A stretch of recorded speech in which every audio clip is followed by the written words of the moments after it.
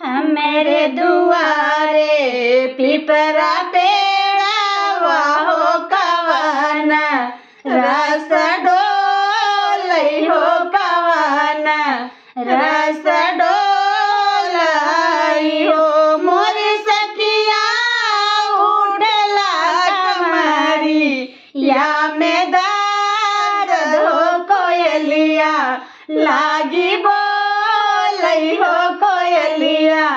लागी बोलई हो मोरी सखिया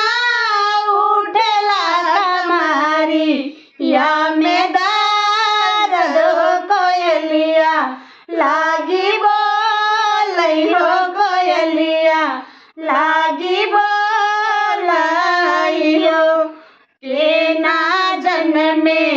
यही बनावा में हो के ना पर्वतवा पे के ना पर्वतवा पे हो मोरी सखिया के नाई जाना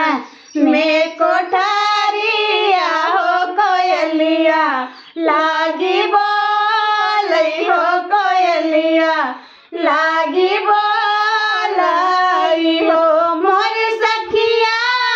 के नाई जाना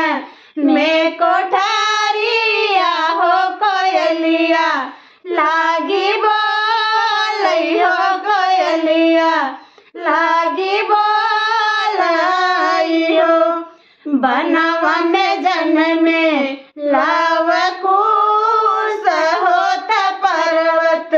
पे हनुमान जन्मे हो मोरी सखिया कोठरी में जाना